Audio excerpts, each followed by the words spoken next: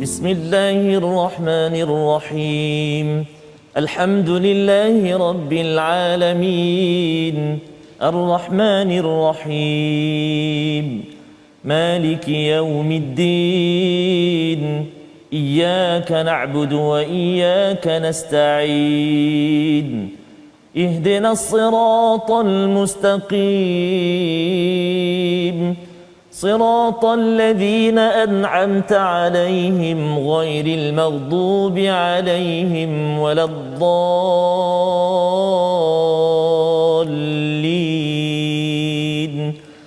آمين صدق الله.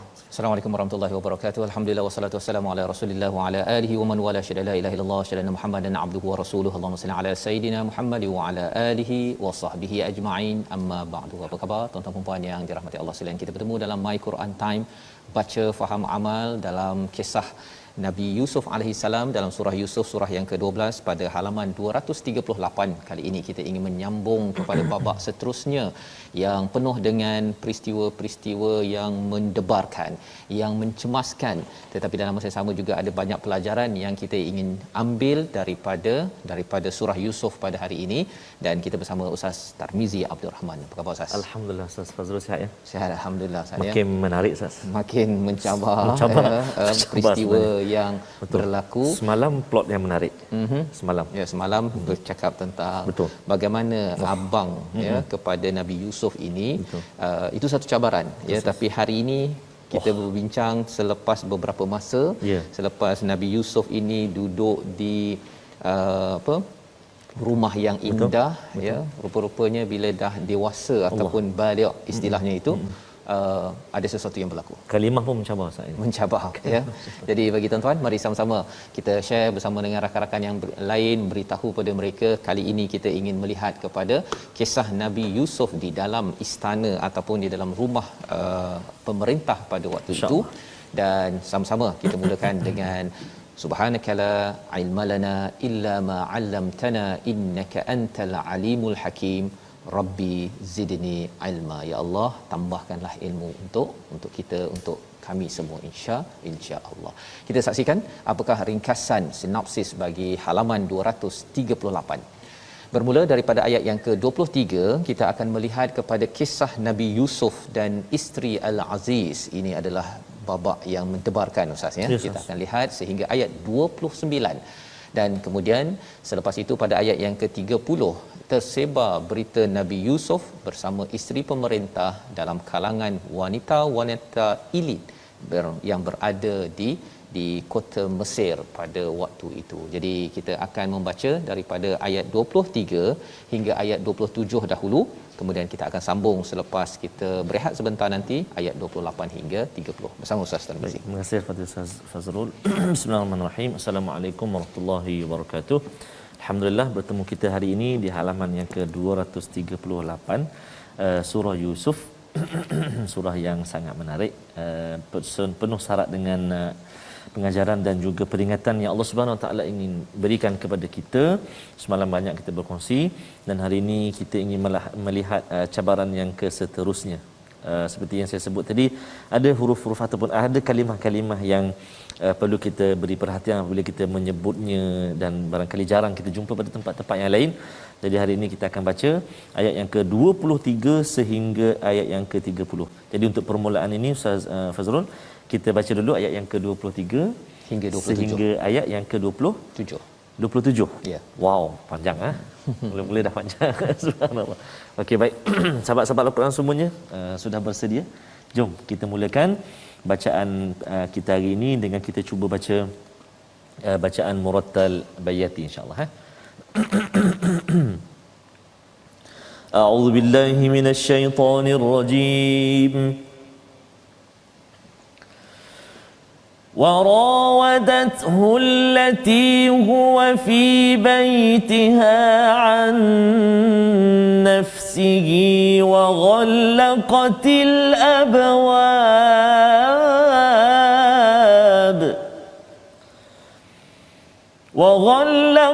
الأبواب وقالت هيت لك قال معاذ الله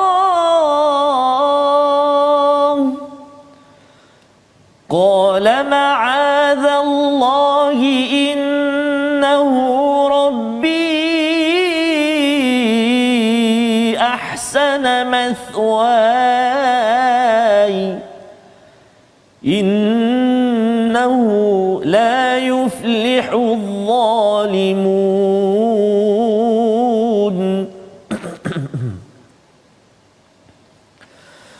ولقد همت به وهم بها لولا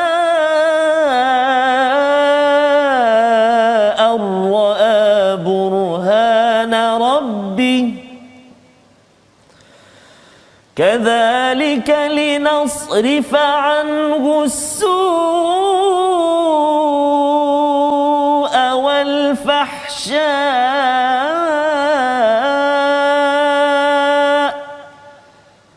إنه من عبادنا المخلصين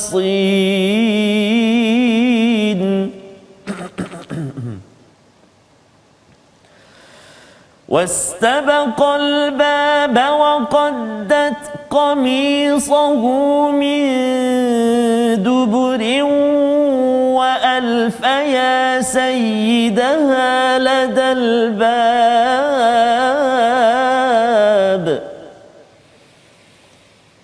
قالت ما جزاء من أراد بأهلك سوءا إلا أن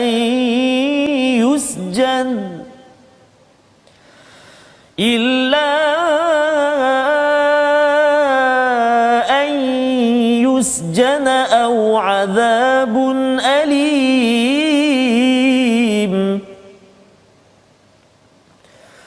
قال هي راودتني عن نفسي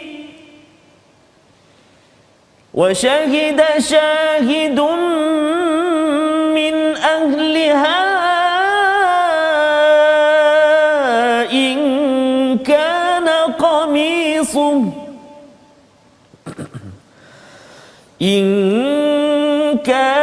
قميصه قد من قبل فصدقت وهو من الكاذبين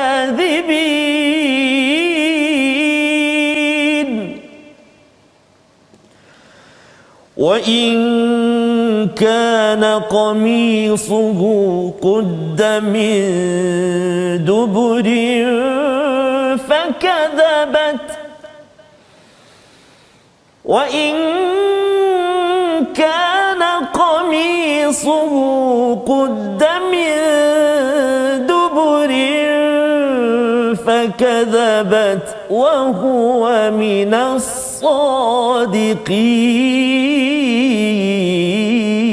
الصادقين صدق الله العظيم. Surah Al-Nazim, gitulah bacaan daripada ayat 23 hingga ayat 27 Ustaz ya. Alhamdulillah ya, berjaya. Alhamdulillah bersama dengan tuan-tuan yang berada di rumah. Apakah yang berlaku kali ini? Warawaddathu allati huwa fi baitiha an nafsih. Ya, inilah yang berlaku apabila Nabi Yusuf ini sudah mencapai kepada balagha asyuddahu, ya, ada yang kata umurnya 18 tahun, ada yang kata 20 tahun, 40 tahun, tetapi di dalam Quran tidak dinyatakan. Dalam ayat yang kita bincang semalam sudah mencapai tahap baligh, ya, maksudnya sudah dewasa, ya, kematangan. Maka perempuan yang dia tinggal di rumahnya iaitu Zulaiha yang dinyatakan, ya, walaupun tidak dinyatakan namanya di dalam Al-Quran, rawadathu allati, maksudnya ialah apa? Beliau dia cuba untuk menggoda kepada huwa allati huwa fi baitiha. Menarik istilah yang digunakan di sini Ustaz, ya, bahawa huwa fi baitiha, sebenarnya dia di rumahnya, nya itu merujuk kepada isteri kepada pemerintah itu. Ya, sebenarnya rumah ini rumah pemerintah. Tetapi diletakkan istilah huwa fi baitiha. Ya, kerana apa? Kerana yang pakar kepada rumah tersebut, yang banyak menggunakan masa di rumah tersebut, yang memberi arahan di rumah tersebut adalah isteri kepada pemerintah Zulaiha tersebut, ya. Untuk memudahkan perbincangan kita letak nama Zulaiha ustaz, ya.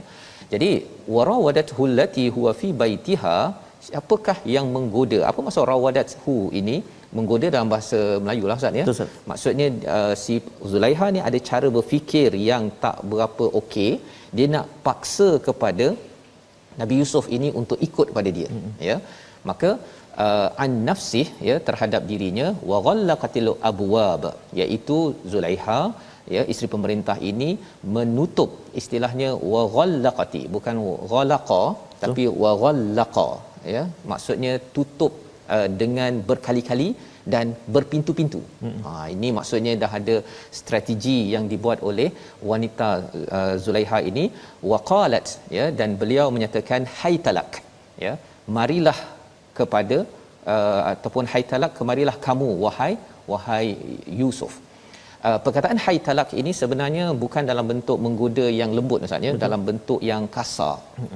Maksudnya dia dah minta kepada Nabi Yusuf, ya, untuk datang, tapi Nabi Yusuf tak nak.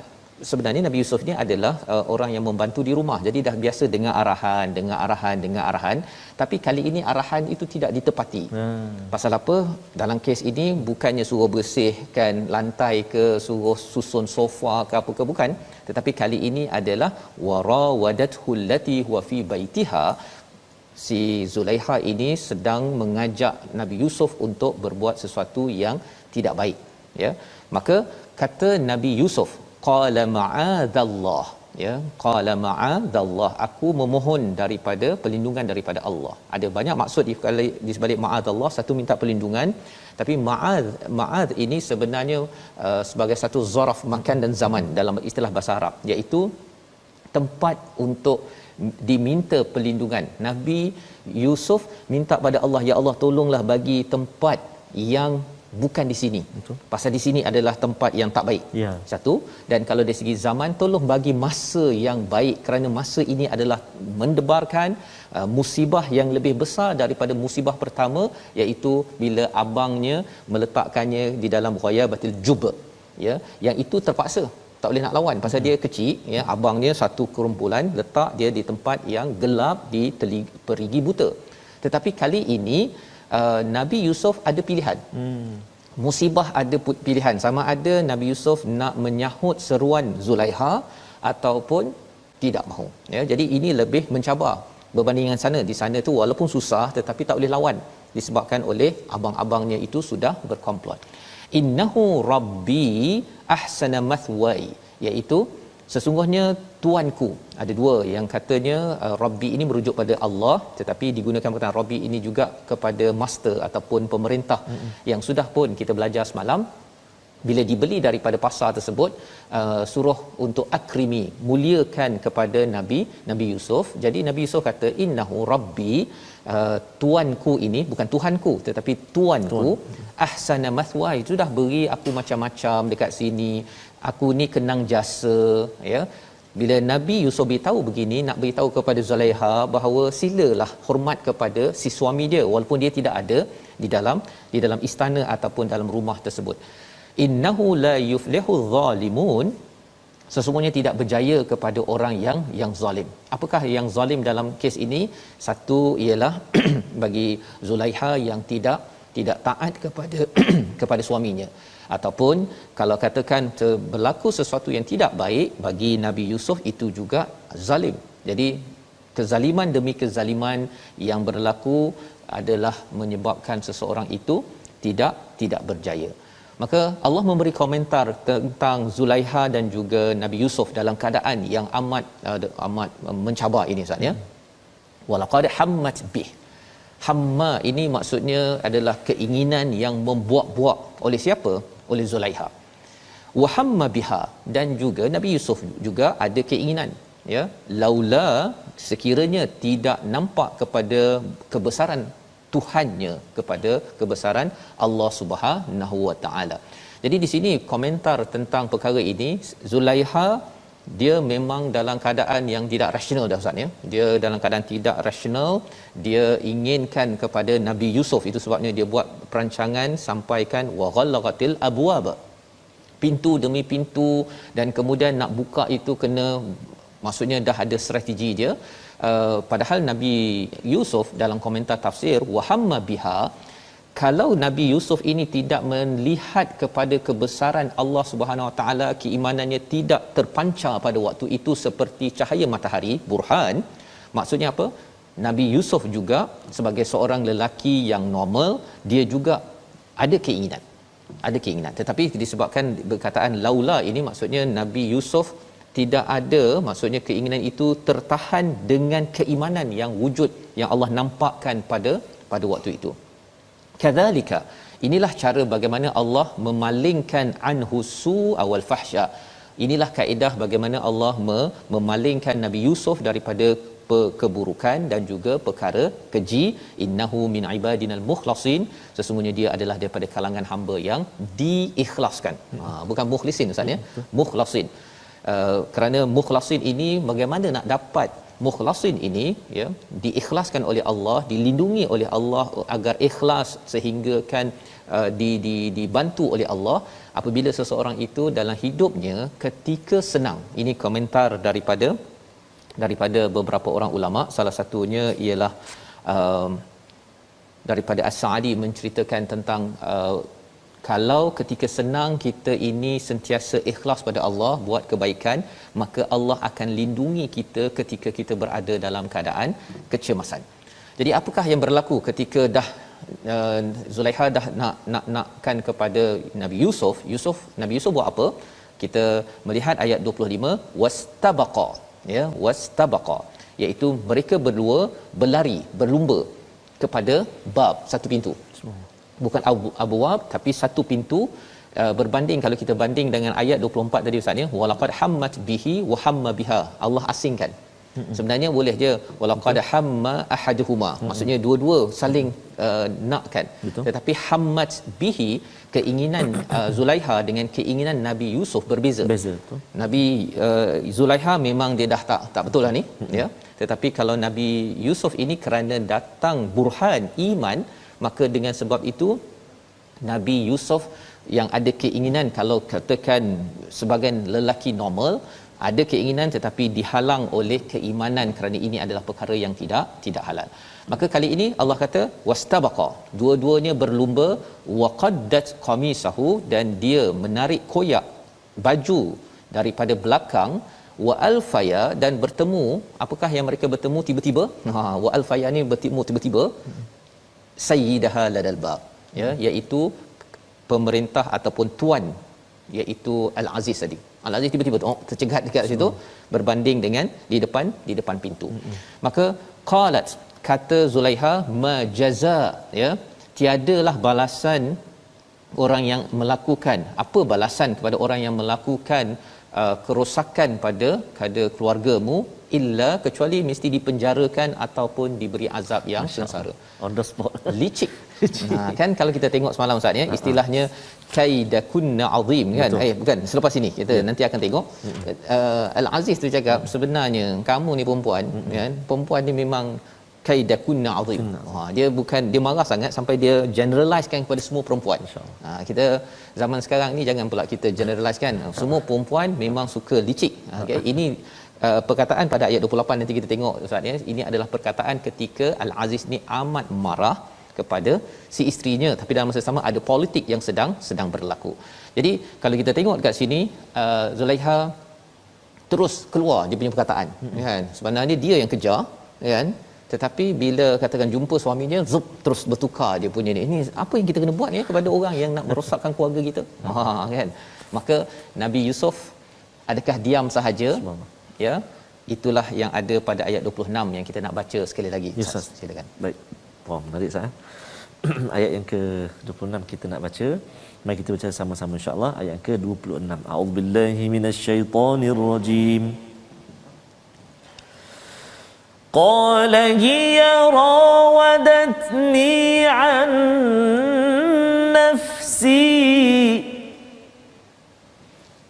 Qala hiya rawadatni 'an nafsi. Wa shahida shahidun min ahliha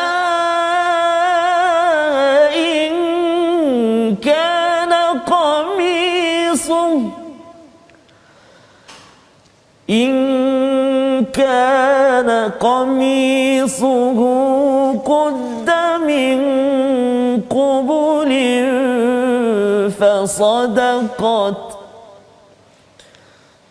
فصدقت وهو من الكاذبين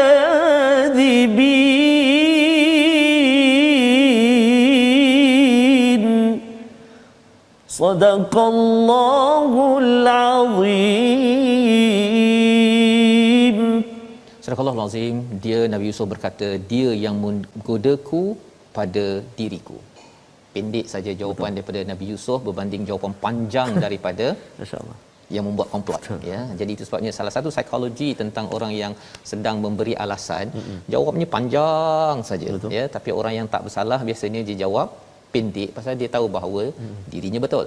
Dan apakah yang berlaku selepas itu, kita tengok dahulu perkataan pilihan kita pada kali ini. Sama-sama kita saksikan.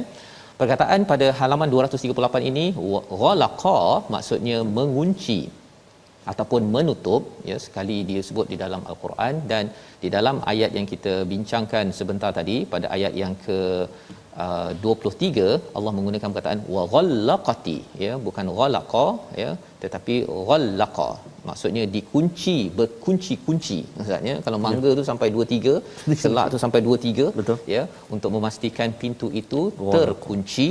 Dan inilah yang menjadi strategi bagi Zulaiha, kerana beliau memang berkuasa, memang menguasai rumahnya dan ada agenda jahat bersama dengan Nabi Yusuf. Tetapi kita ingin lihat adakah ianya terbongkar ataupun tidak. Kita berehat sebentar. My Quran Time, baca faham aman, insya-Allah.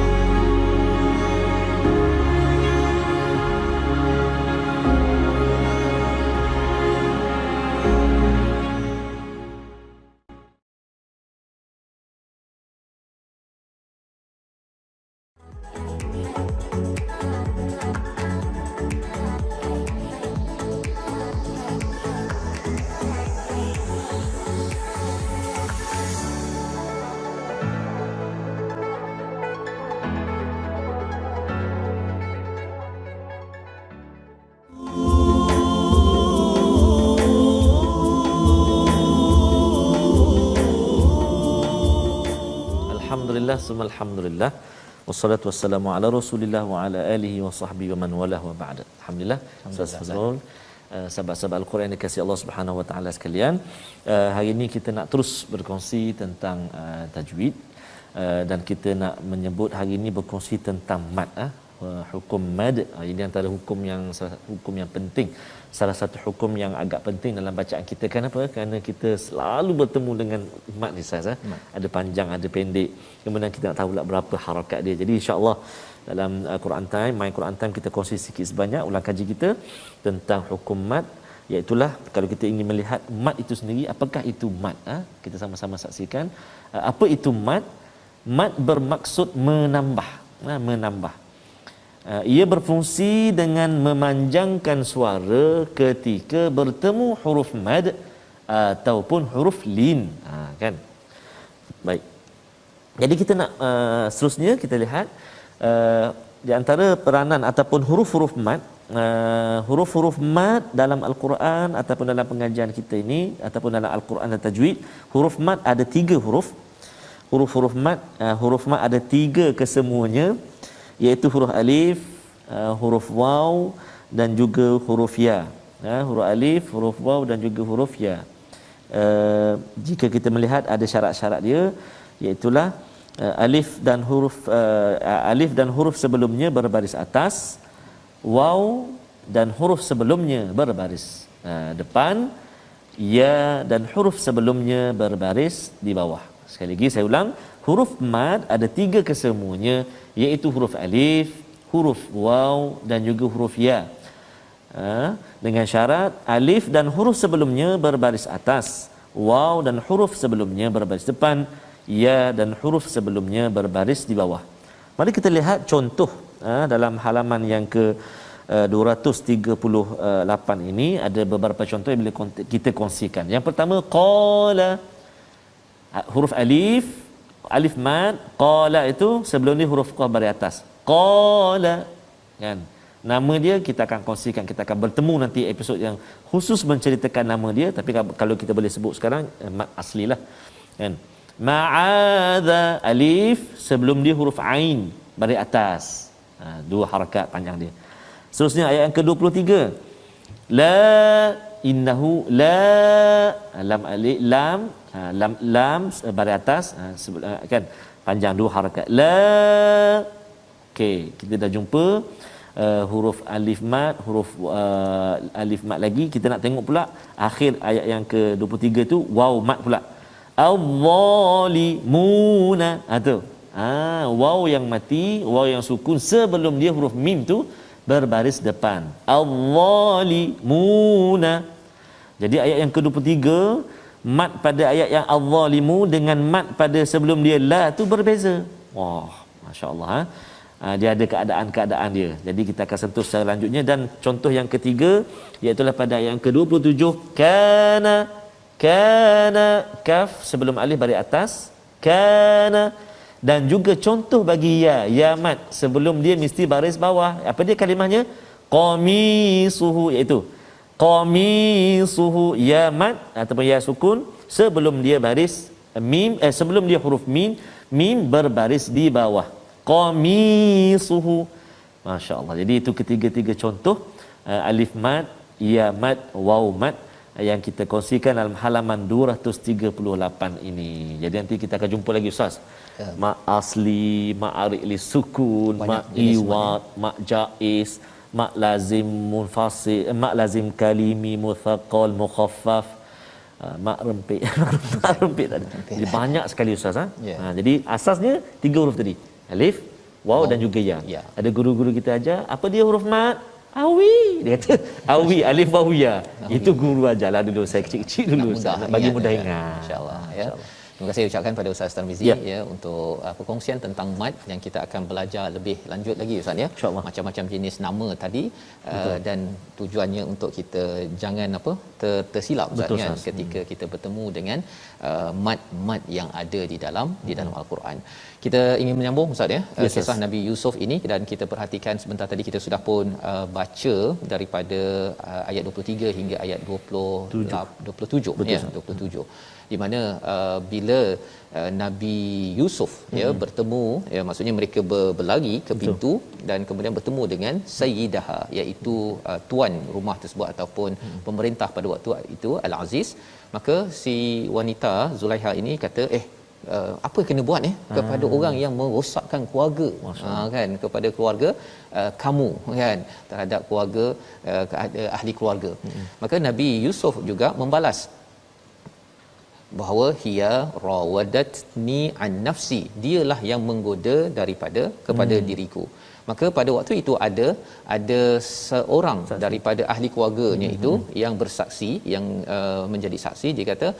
Dia kata kalau katakan baju itu terkoyak daripada depan, maka betullah Zulaiha. Yang menipunya ialah Nabi Yusuf. Tetapi kalau ayat 27 itu, kalau katakan bajunya itu terkoyak daripada belakang, maksudnya Nabi Yusuf kat depan, jadi ditarik oleh Zulaiha, maka yang betulnya adalah Nabi Yusuf, Zulaiha yang salah. Maksudnya berlari seorang yang melarikan diri, seorang mengejar. Betul. Siapa yang kejar siapa sebenarnya? Kalau kejar Zulaiha depan, jadi maksudnya bila Nabi Yusuf bergaduh apa sebagainya itu, maka terkoyaklah baju Nabi Yusuf daripada depan. Kan? Jadi ini satu kaedah berdasarkan bukti. Pasal sekarang ini dua-dua kata apa nak buat, dua-dua claim dua-dua claim. Maka apakah sambungannya? Kita baca ayat 28 hingga ayat 30 babak seterusnya. Terima kasih Ustaz Fas. Ini menarik Ustaz ya. Subhanallah. Itulah antara keunikan surah Yusuf yang penuh dengan peristiwa dan juga komplot-komplot yang berlaku. Tapi yang mustahaknya lah bukti-bukti yang dinyatakan itu. Pasti ya dalam Al-Quran diceritakan kepada kita. Baik, kita sambung ayat yang ke-28 sehingga yang ke-30. Kita cuba pula dengan bacaan murattal. Murattal pasal kita cuba, lama kita tak baca nahwan Ustaz. Nahwan. Oh, nahwan. Antara key dia. Antara key dia Taranum nahwan. Kita cuba insya-Allah tuan-tuan ayat yang ke-28 hingga 30.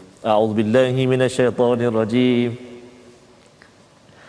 A'udzubillahi minasyaitonirrajim. فلما رأى قميصه قد من دبر قال إنه من كيدكن إن كيدكن عظيم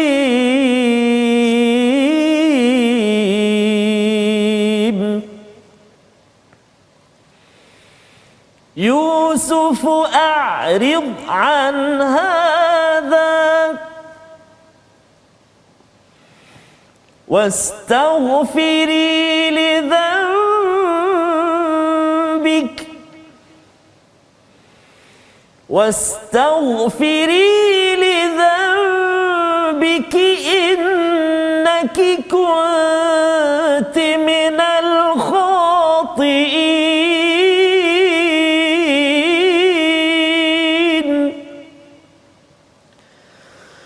وقال نسوة في المدينة امرأة العزيز تراود فتاها عن نفسه قد شغفها حبا إنا لنراها في ضلال مبين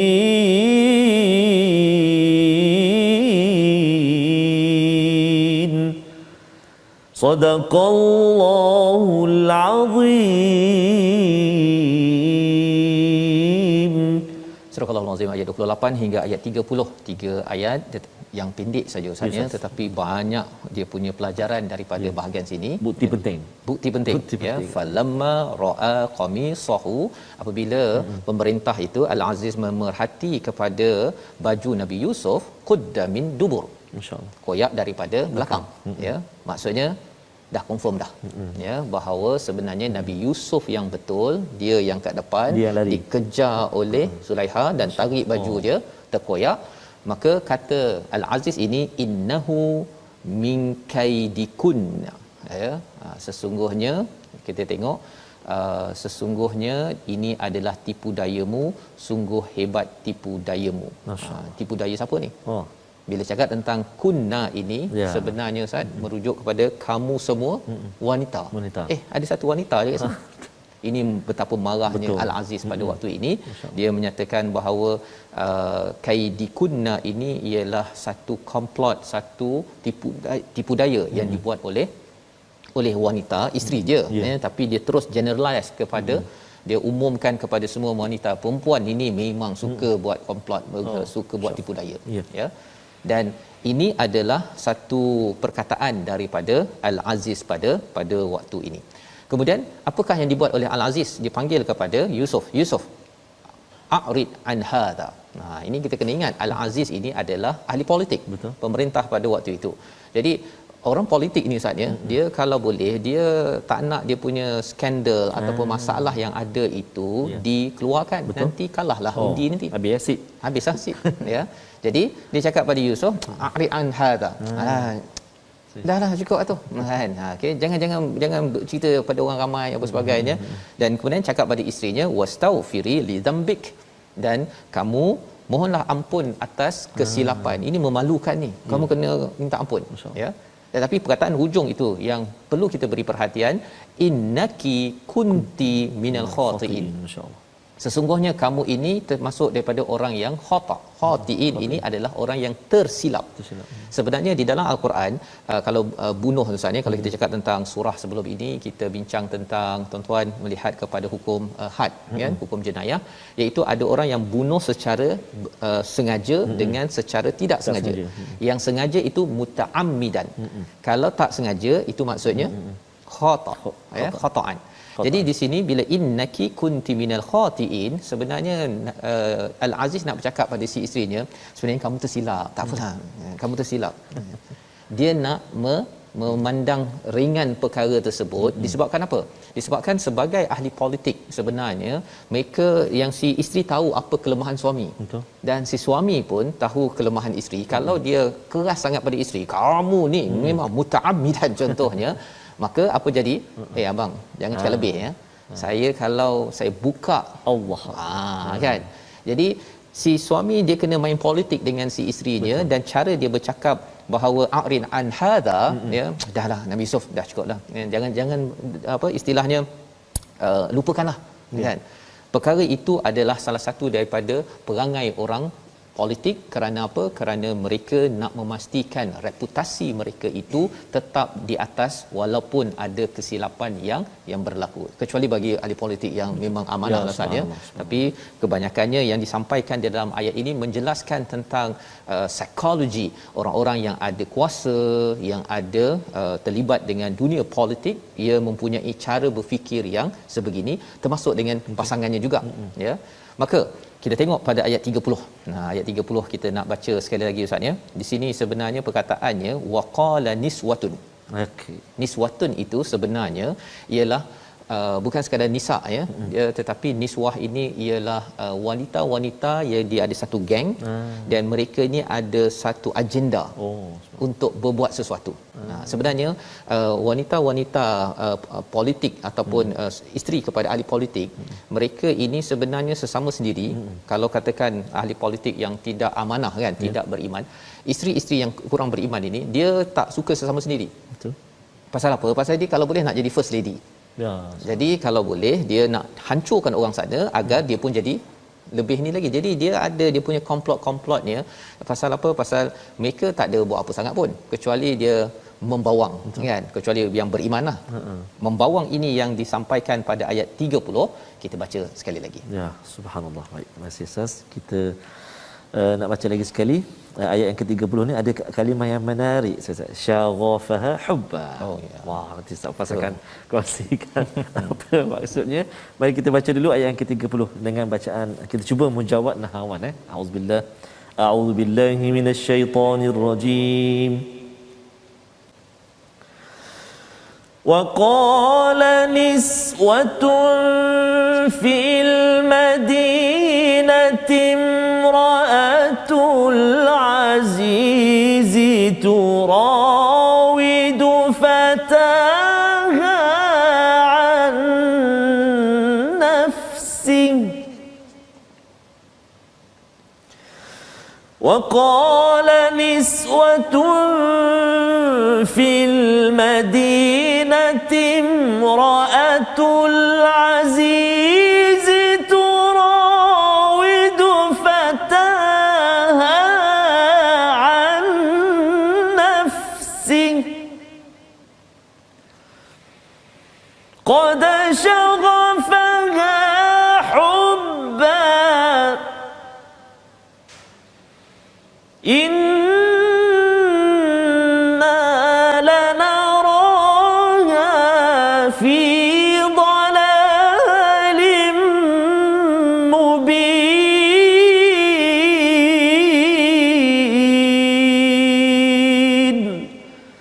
Sadaqallahul Azim. Dan perempuan-perempuan di kota berkata, isteri Al-Aziz menggoda dan merayu hambanya untuk menundukkan dirinya. Hambanya benar-benar menjadikannya mabuk cinta. Kami pasti memandangnya dalam kesesatan yang nyata. Jadi mereka ini berkumpul Ustaz ya, fil Madinah ini bercakap, dia mengumpat kan, membawa, dia kata Imra'atul Aziz, ya, isteri kepada Al-Aziz pemerintah pada waktu itu, menggoda fataha, ya, menggoda kepada pemudanya iaitu Nabi Yusuf, an nafsih, ya, untuk dirinya, maksudnya nak kepada Nabi Yusuf. Qad syaghafaha hubba, ya, sesungguhnya dia telah menjadikan istilah dalam bahasa Melayu ni Ustaz, mabuk cinta. Ya, syarafaha hubba, ini cinta yang mendalam yang sampai tahap angau. Ya, kalau tengok kepada selipar saja kan dia dah tu nak tengok atap rumah saja. Lalu tengok atap berapa lalu ya. Okey, jadi ini istilah ini lah. Ya, Perumpamaan kalimah ni. Perumpamaan dia lah, perumpamaan dia Ustaz ya. Tapi nak ceritanya mereka membawang. Ya, dia kata ini memang dah tahap mabuk cinta, dah gila bayang apa sebagainya. Maka inna lanaraha fi dhalalim mubin, sesungguhnya kita melihat bahawa dia ni dah sesat ni dah dalal ini ada kaitan dengan hub Ustaz ya. Sebabnya waladhdallin kita baca dalam surah Fatihah itu dia ada kaitan dengan hub. Bila seseorang itu terlampau cinta sangat dalam agama Kristian, kerana terlampau cinta sangat kepada Nabi Isa sampai dia dalal, dia tersesat sehingga kan dia rasakan bahawa Nabi Isa itu adalah Tuhan, bukannya makhluk. Pasal cinta sangat. Dan kesan cinta ini, dia ada satu buku ditulis Raudatul Muhibbin, ya, taman orang yang bercinta ni. Istilah cinta dalam bahasa Arab ni banyak sangat Ustaz. Ya, itu yang sampai Laila itu dia jadi gila, majnun, sampai dia nampak kepada apa anjing pun dia kata itu adalah Laila kan. Jadi cinta jangan main-main Ustaz ya. Itu istilahnya qad syarafaha hubba. Jadi mereka pun berborak-borak, bercakap-cakap tersebut. Jadi tersebar satu Mesir. Maka apakah yang berlaku selepas itu ya, kepada Zulaiha, kepada isteri Al-Aziz, kepada Al-Aziz dan juga kepada Nabi Yusuf.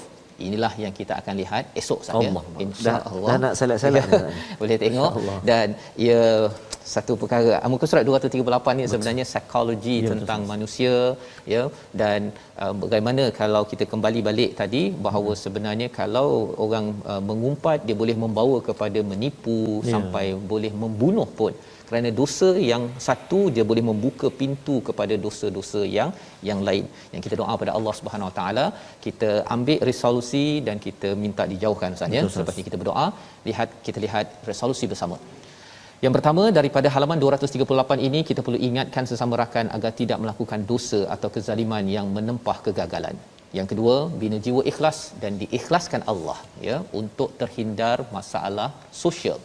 Dan yang ketiganya, berhati-hati dengan tipu daya jantina berbeza, kerana ianya adalah satu perkara yang diingatkan oleh Allah di dalam halaman 238. Kita berdoa Ustaz. Baik, terima kasih Ustaz. A'udzu billahi minasyaitonir rajim. Bismillahirrahmanirrahim. Alhamdulillahi rabbil alamin. Wassalatu wassalamu ala rasulillahil amin. Sayyidina Muhammadin wa ala alihi wa sahbihi ajma'in. Allahumma ya Allah ya Rahman wa ya Rahim, ampunkan dosa-dosa kami ya Allah, ampunkan dosa mak ayah kami ya Allah, mak ayah mertua kami ya Allah, muslimin dan muslimati bi rahmatika ya arhamar rahimin. Ya Allah wa ya Rahman wa ya Rahim, tanamkan cinta dalam hati kami dengan Al-Quran kalammu ya Allah, agar kami tidak jemu-jemu mendengarnya, agar mata kami tidak pernah penat melihat huruf-hurufmu, huruf-huruf kalammu ya Allah, agar mulut kami, lidah kami tidak jemu-jemu melantunkan bacaan Al-Quranul Karim. Hati kami, hati yang senantiasa dibaluti dengan keindahan kemu'jizatan Al-Quran, membacanya, memahaminya dan mengamalkannya ya Arhamar Rahimin. Allahumma inna na'udzu bika minal barasi wal junun wal judhami wa min sayyi'il asqam. Wa sallallahu ala sayyidina Muhammad wa ala alihi wa sahbihi wa baraka wa sallam. Walhamdulillahi rabbil alamin. Amin ya rabbal alamin. Terima kasih ucapkan pada Ustaz Tarmizi. Kita doa pada Allah Subhanahu taala sebentar tadi, moga-moga Allah kabulkan dan kita menjadi orang yang ibadinal mukhlasin ya, hamba-hamba kami yang diikhlaskan. Kerana apa? Ketika senang tuan-tuan mencari Al-Quran, inilah yang kita ingin sebarkan dalam tabung gerakan Al-Quran. Kita nak pastikan ketika senang kita mencari Tuhan, maka ketika susah Tuhan akan melindungi kita sehingga kita terjauh daripada masalah dalam keluarga, masalah sosial, pelbagai masalah yang melanda kepada negara. Kita akan bertemu lagi dalam siaran ulangan pada hari ini untuk malam ini dan pagi esok sebelum kita menyambung apa yang berlaku bila dah tersebar berita ini ya. Dan jangan lupa tuan-tuan jaga kesihatan ya dalam kita melihat kisah ini, jaga vaksin ya, dapatkan dan temu janji ditepati ya, insya-Allah. Moga-moga ini adalah usaha kita untuk Allah selamatkan kita di dunia, sehinggalah kita sampai di akhirat nanti. My Quran Time, baca faham amal insya-Allah.